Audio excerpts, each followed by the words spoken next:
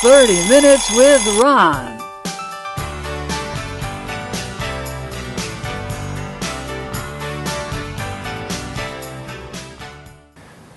Hi, and welcome to 30 Minutes with Ron. I'm Larry Walters. And I'm Nicholas Walters. And we'll be your host today. Our special guest today is Ron Gagliardi. Ron is normally the host of this show, but today is our special guest. And I think you're going to enjoy hearing from him and all the wonderful things that he's accomplished in recent years. In fact, we like to call Ron a Renaissance man, or as he likes to quip, a Renaissance man. So Ron, we want to welcome you to your own show, and thank you for the opportunity to be here. My pleasure. You know, Ron, as I look down through the list, you've done so many things. You've been an artist, an author, a cartoonist, a stand-up comedian, and as you like to say, a lifelong quipster, a historian, a musician, a philosopher, teacher of both art and English, a TV host, a videographer, and a writer of children's books. And as I look through this list, all these things seem to say something about communication, whether word or music or in song. So tell us a little bit about it. Well, I've always felt that communicating to people is an interesting item to do. People need to find out about stuff, and I feel that I have a way of saying stories or telling stories, and that's what I try to do in all those different media. Now, Ron, when I look at Ron, you are an artist and art teacher for almost 30 years, and I've even taught cartooning for 20 years. How did you get started in art, and what has kept you going in it for so many years? Well, I think what started me in art is the fact that I had good eye-hand coordination. I think that's helpful in just about anyone who's planning to do and having an art career. And because of that, I was able to draw well and copy things. And my style showed in my classes, and the teachers were able to say, "Oh, this guy's pretty good." So that got me thinking, maybe I could do art beyond just doing it in classes. But I was never really going to do it as a career, but it kind of happened, and I'll tell you a little bit about that later. But you did ask about art. So I was into it. I was into it as a kid, and I did a little bit as I got older. When did you realize you had a talent for art and decided on it as a career? Well, the talent I found out about when I was a little kid, but the career was a little bit circuitous, as you would say. I was going to be a language teacher, and I had French, Italian, Latin, and Spanish. And after a while I said, you really don't know much of any of those languages, so it's going to be tough to teach them. So I looked around for another career or another major in college, and I decided, I could be a science major, because I always liked science, and I collected butterflies and all that stuff. And then I found out there was math in the science curriculum. And I said, well, I can't add. So I really was very poor at math.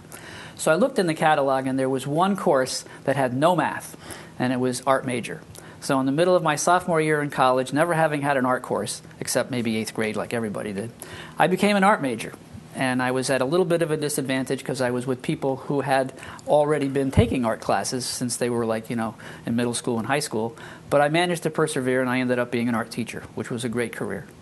Well, great. So what art mediums do you specialize in, such as drawing or painting? I mean, which one do you enjoy the most of all?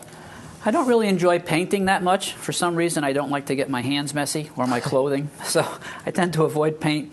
I do some drawing and the cartooning, but I also do something that I call ready-mades. Ronnie made ready-mades, and I take things that normally would end up in the trash and turn them into artworks. So, for example, if you buy batteries, there's this blister pack of plastic on it, and I'll take that and I'll paint it or I'll add lines to it, and I'll put it in a frame and hang it up. So I don't throw it out. So what subjects do you like to draw or paint? Well, butterflies are my favorite because I've always loved butterflies. I've collected butterflies. I did stop killing them, though. I decided it was time to stop killing the poor things, and now I only raise them, and I let them go so the rest of the world can see them. So butterflies, I guess, are the thing that I like to draw the best. Okay, so why is art important to you? Art is an important thing. Well, one of the things about art is that if you do it and display it, people get to see it. And I like people to see what I've been doing, and especially entering art shows. I belong to the Cheshire Art League, and so every so often we have a show, and I put my art in it, and people get to see it and comment on it. I do like attention, and I like my art to draw attention, and that's one reason why I like to do art. Now, Ron, you're also an author, both of historical books and children's books. How'd you get started in that, and what kind of books do you like to write about? I got started when I was a little kid. Even then, when I would read a book and see the name of the author on the book spine and on the front cover, I thought, that's a cool thing. Wouldn't that be nice to do that? And so when I was, I think, in 4th grade, I wrote a book called Peblo Goes to Market. And I had a friend who helped me write it, but I did the illustrations for it. And I was so proud of Peblo Goes to Market that I still kept it. I have it to this day. It's like, I don't know, 60 years old or so. But after that, I said, it would be really great to be a book author and actually have a book out there. And I wasn't actually sure it was going to happen. But a coincidence happened. I went to talk to someone about some photos that he was going to lend me for something. And he was an author for Arcadia Publishing. He had done, I think, the New Haven book and the Waterbury book and one other. And so he asked me, would you like to do the Cheshire book? And no one had done one for Arcadia at that point. And I thought, wow, I mean, I am kind of into history, and that would be a logical extension. So what happened is he recommended me to Arcadia. They sent me the author's packet, which is letting them know what my style is. I had to submit how I write. And they wanted demographics of Cheshire, that kind of stuff. And they accepted me. So I did a book. It was called Images of America, Cheshire. It was published in 2001. It took me almost a year to do it. It was about 1,000 hours of research and editing and typing. And it came out, and there I was. I was on a book spine. And the nice thing about being on a book spine is that it's going to be on people's shelves for a while, even after I kick off. So I'll still be around. How do you come up with other subjects to write about? That's a tough one. With children's books, I guess it depends on situations. If I see someone who's having a problem, I think, oh, that could make an interesting children's book. For example, I'm working on a series of people who are having either successes or problems, and I'm calling it Walk a Mile in My Shoes. And so I found someone who was really, really tall. It was like 6'8", and I asked him about what it's like to be tall. And so his book will be all about the positives and the negatives of being tall. And then I found another person who was very, very short, and that was another whole story. And there's another person who has Apert syndrome, which is facial disfigurement, born that way. And he had like 35 operations. And so there's a whole progression there of what it was like to be in one condition and then get to another condition. So that's one of the ways I look to find stories. Now, once you come up with a story or an idea to write about, how then do you go to approach it? Do you just sit down and write, or do you come up with an outline, or how do you do it? I usually do something called an A to Z list. And any of you listeners out there, if you're ever looking for a way to come up with solutions to problems or brainstorm, I recommend the A to Z list. What you do is you write the alphabet vertically down the side of a page, and you try to come up with something for each letter. It's kind of like the feeling that you get, I guess, if you're a crossword puzzle fan. You get a real joy out of completing all the squares. So if you get all 26 letters, that's a real fun thing. I can usually average about 15, even if I don't know anything about something. And so when I'm writing a book, I go like N would be for new items in the book. T would be title. S would be subject. And then I start making the chapters if I'm going to do a chapter book. And I found a very simple way that other people might want to use.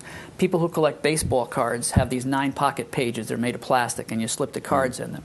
So if I'm writing a book and I'm going to have 25 chapters, I cut out 25 pieces of paper and put them in the pockets. And then I decide, well, I want to have this thing happen here, and then this thing happen there. But then after a while, I might want to change that, so I just pull it out and move it into another pocket. I find that better than just taking pages and moving them around. So that's the best way I have found for starting out writing a book. Now, if you have someone who's interested in writing, they like to write, what kind of advice would you give them about getting started? How would they approach it? Well, one of the best things is to write about what you know, because you don't have to do that much research. If you don't know about something, then you got to do a lot of research. If you're writing children's books, there's a group called the Society for Children's Book Writers and Illustrators. And it was founded many years ago. Two of the main founders were Tommy DePaola, who grew up in Meriden, and Jane Yolen. And they're like really top-notch children's book authors and illustrators. And this group has chapters all over the country. The Hamden chapter is the one that I lead. I've been directing it for 25 years. And what you do is you join SCBWI. And if you do that, I think it's $75 for dues or something. I don't know, but don't worry about that. And then they get you these books that they will let you know how to do writing of children's books. It also tells you the editors who are leaving one place and going to another place, that kind of stuff. And we meet once a month, our group, and we talk about our work, and we show it to each other, and we critique each other, and we help each other out. Great. Yeah, that's what I would recommend. Now, we also understand that you're a musician. Can you tell us about that? Well, I was a nice Italian youth at one time, and it turns out that many Italian youth have to take accordion lessons. Not exactly sure why that happens, but that's the way it was in my family. So I started taking accordion lessons, and I took accordion lessons for 9 years. And at the end of those 9 years, I played accordion like I had taken lessons for 2 years. Was not that great an accordionist. I did get to play Lady of Spain, which, of course, if you're an accordionist, you have to know how to play Lady of Spain. Around the time after my ninth year of being an accordionist, there was a band in New Haven, the East Coast Sounds, who was looking for an organist, keyboard guy. Their guy was leaving to join the service, and it turns out that he was one of the best keyboard guys in the whole state of Connecticut. And so they needed someone, and they needed someone who could pay for their own keyboard. And at that time, I had a little bit of money, and I could do this. And they came to me, of all people, and they said, "How would you like to be our keyboard guy?" And I said, "Oh, that would be a fulfilling thing. That would be like one of the wonderful things that I'd love to do." But I really wasn't that good. In my case, one of the problems was when you're an accordion player, you have these buttons over here, and that gives you your bass chord or bass note. When you are playing a keyboard, you have to use 3 or 4 fingers to do that. And my fingers weren't trained to do that. So I was a little bit handicapped as a keyboard guy. But they stuck with me for 2 years, and everybody else in the band was fantastic, but I was like not as good. But I tried, and it was fun. How long have you been playing the accordion? I understand you said 9 years, yes, correct? Yes, I took lessons for 9 years, and then I kind of put it away to let it collect dust, and it had a great dust collection. It's now sitting in my garage, and every so often I have another friend who also played accordion, and we take the accordions out and we scare each other. Now, Ron, I understand you're also an English teacher, and now most people are glad to get done with school. Why did you want to go back and teach? Well, I always wanted to be a communicator, like you said at the beginning, and I felt that I had a knack of being able to interest people in stuff. And the way I teach is I kind of fool around a lot. I make faces and I do all kinds of strange things and make strange quips. And the kids seem to enjoy that. So I'm figuring even adults like to be entertained when they learn, so do kids. So I thought I would make a pretty good teacher because I could do that. And I think you're asking there, why did I end up being an English teacher? Is one of the things.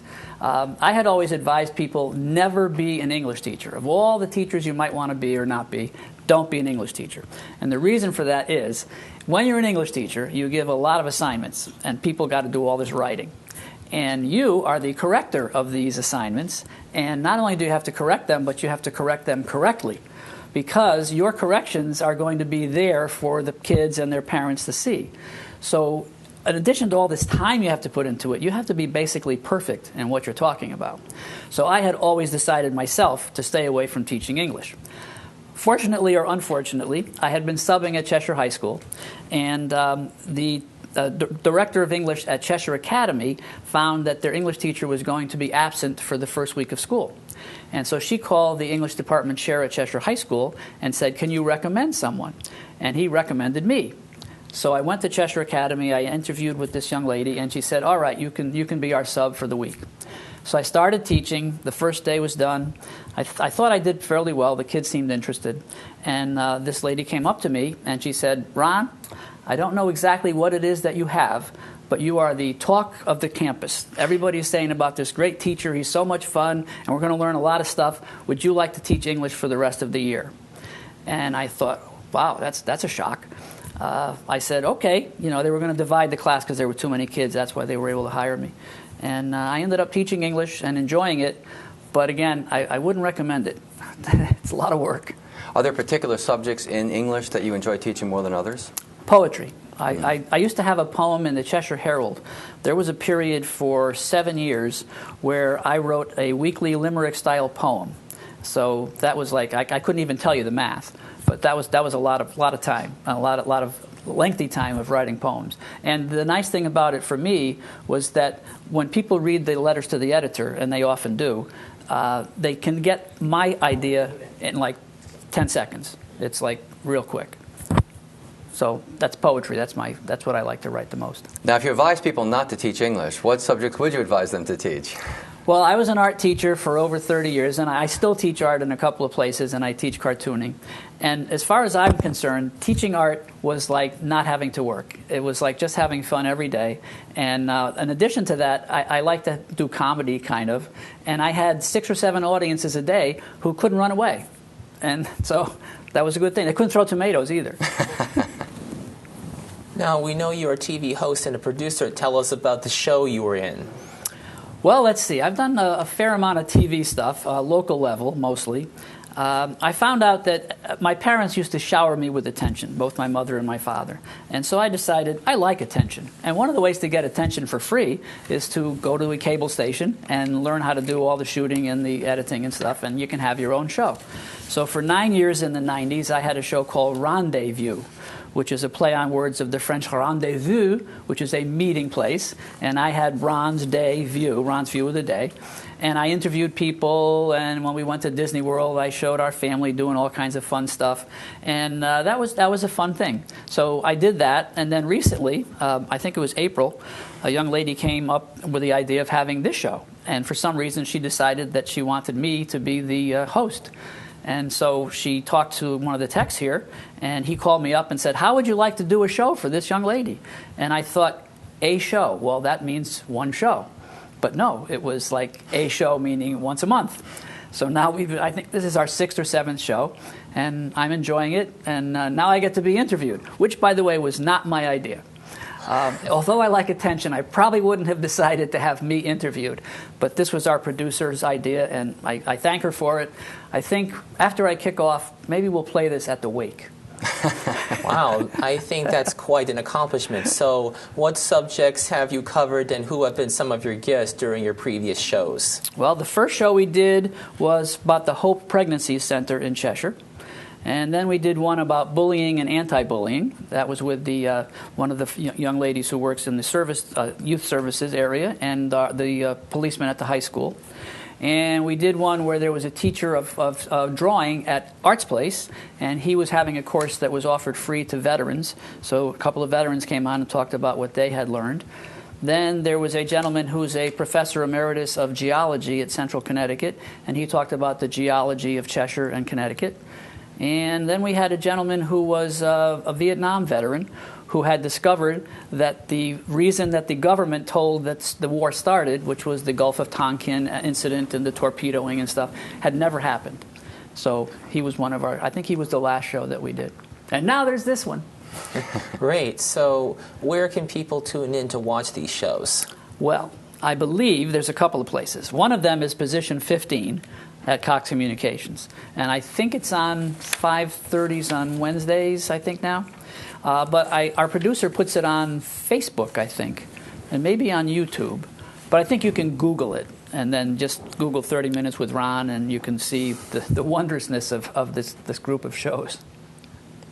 Now for some fun activities. Oh, boy, fun activities. Ron, we hear that you are a stand-up comedian. Tell us, what is a stand-up comedian, and where do you practice your comedy? Well, a stand-up comedian is someone who doesn't mind being in a situation where they're the only person on stage and they're trying to get people to laugh. And getting people to laugh is not the easiest thing in the world.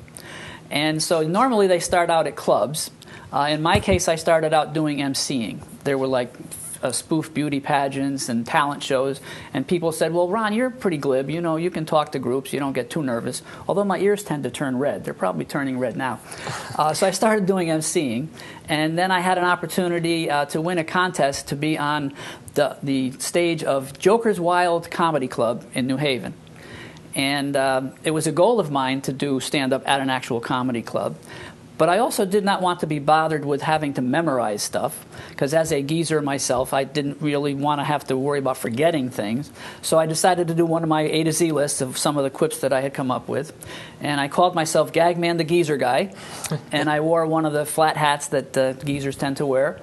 And I got the call on a Tuesday, I think, that they said I could be in the contest. And they said, "By the way, you're going to come in on," I think it was Thursday night, "and do your 6 minutes of stand-up." And I had never prepared 6 minutes of stand-up, but the A to Z list helped. And I went over there to the show, and I did my 6 minutes. There were some laughs, What I'd said was to the people, I don't like to have to worry about memorizing stuff, so you're going to help me. You're going to shout out your favorite letter, and I'm going to read that joke. And if it's funny, thank you. If it's not funny, it's your fault. So I got some laughs and no tomatoes again. And that was my first try at stand-up. And then somehow someplace heard of me that was a place for assisted living. And they wanted me to do my stand-up, but also talk about ways to preserve your life after you're gone, like a biography kind of stuff. So that was my second appearance.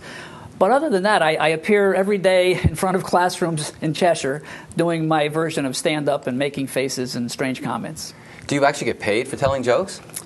Well, I got paid at the assisted living place. I think they paid me $100. The Joker's Wild, if you're really good and you've been known for this, you could probably get paid. But I did not get paid for that appearance. So the better the jokes, the more money. Yes. So tell us about the funniest joke you've ever told. Well, you had asked me about that a while back, and I really don't know if the funniest joke that I've ever told. I've gotten some laughs at things, but there was one that I liked that was kind of hard for some folks to pick up on. It's a small poem based on a nursery rhyme. Humpty Dumpty sat on a wall.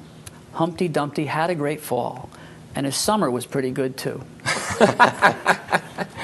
Don't laugh, you'll encourage him. Now, we know you're a philosopher, and we understand that you follow a concept which you invented called OPIAO, which stands for only positivity in and out, or inside and out. What is that, and how do you practice that?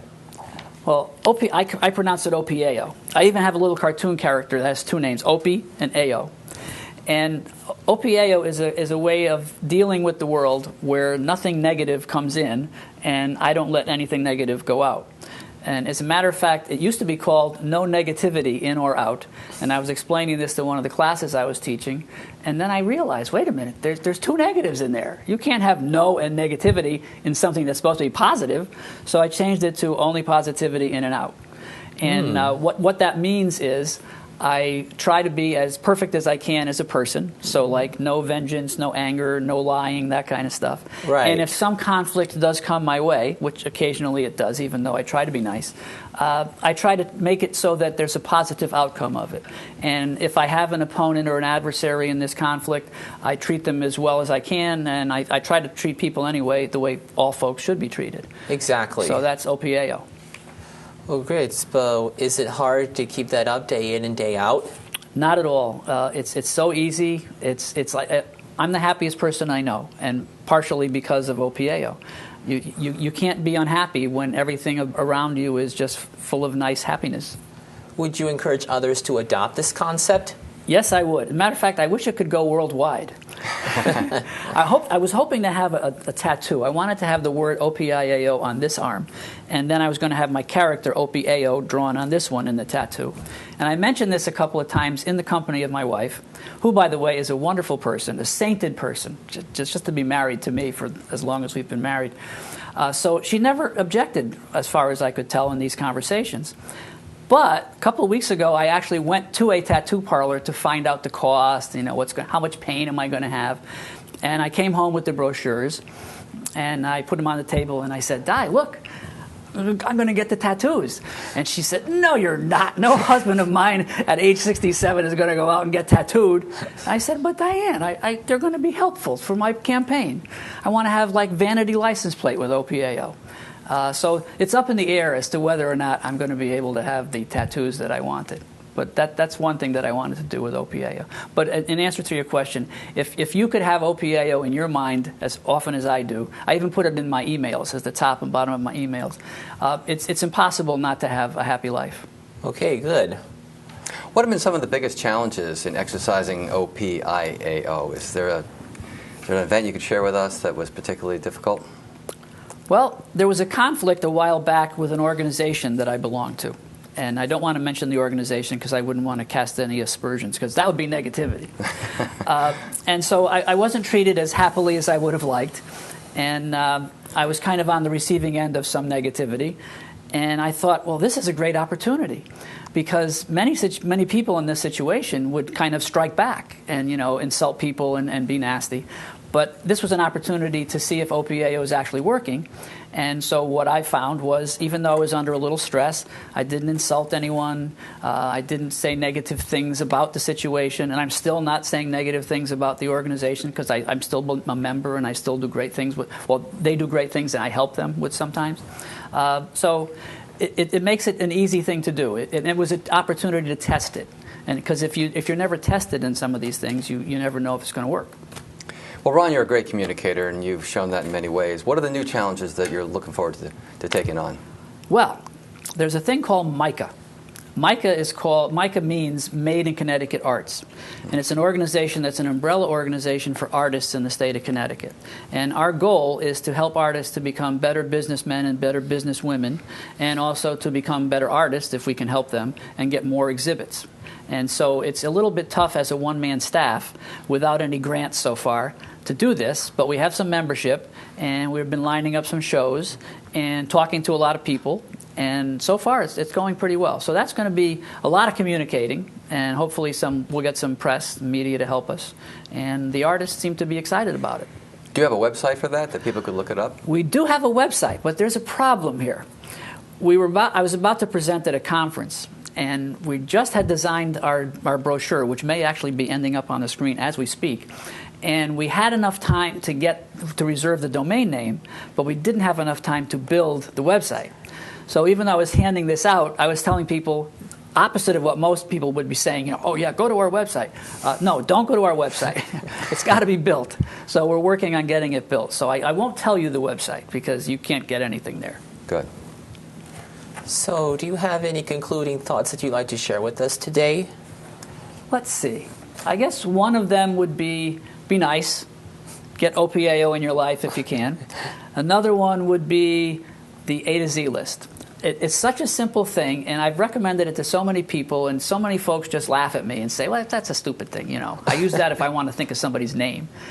But it really works, and I've even invented things based on trying to get a letter for K or H or something. And it's just a wonderful activity. So that would be the second thing that I would recommend. Try OPAO and make those A to Z lists. Well, Ron, I want to thank you very much for being our guest today. We really appreciate it and sharing your fascinating history with us. Yes, I agree, Ron. We do appreciate you coming to speak with us tonight and discuss your life history. Well, thank you. And I want to point out that I did have a bell on the table. I specifically did not ring the bell because I want to be offered the Nobel Peace Prize.